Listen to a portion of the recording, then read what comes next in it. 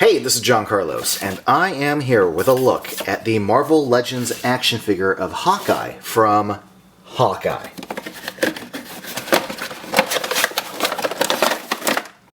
Ever since the Matt Fraction run of Hawkeye comics, I have wanted to see Jeremy Renner's Hawkeye rock some sort of version of that comic book costume of black with a little purple arrow shape on his chest. I'm super stoked that the TV series gave us that look, and now I'm super stoked that we have it in toy form. The figure itself looks pretty good, pretty basic when it comes to Marvel Legends, Hasbro style action figures. Your Black Series and Marvel Legends style articulation. One thing worth noting though is this additional hinge in the shoulder. You got the ball hinge right there, but then you've got this extra swivel right there. And that's pretty nifty. Details on the basics of the purple and black look good. I'm happy with how his outfit looks. His face is interesting. It's a pretty good likeness as far as the sculpt, or what I presume is based on a 3D scan. Where I get lost though is the paint, because if they're trying to go for stubble, for some 5 o'clock shadow, what they end up getting is mustache and like a little chin beard, and he does not have that look in the show. This, to me, throws the likeness off, because when I look at it, I don't see Jeremy Renner anymore, because that mustache just really draws my attention. His eyes are also they feel very big, very popped, but I like the furrowed brow. I love they included the bandages on his head, the little nick on his cheek. It's a good likeness in sculpt. Paint just kind of throws it off for me.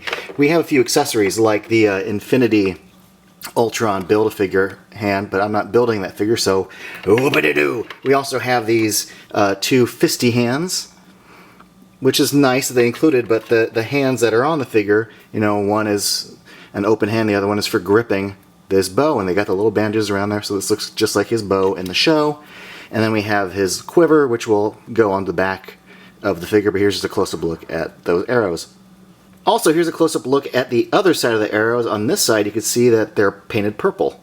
The quiver is made of like a soft rubbery material, so you kind of have to apply some pressure to get it to go all the way into the hole.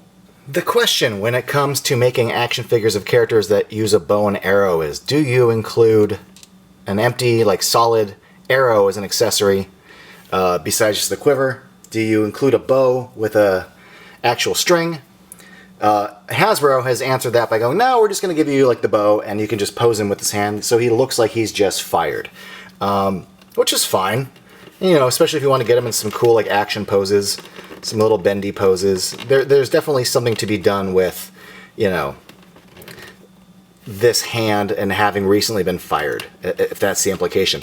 Because sometimes, when you have a figure that's just holding a bow with a string, the string can be kind of funny, or the arrow doesn't line up right. It could get all wonky in the hand. So I get this decision.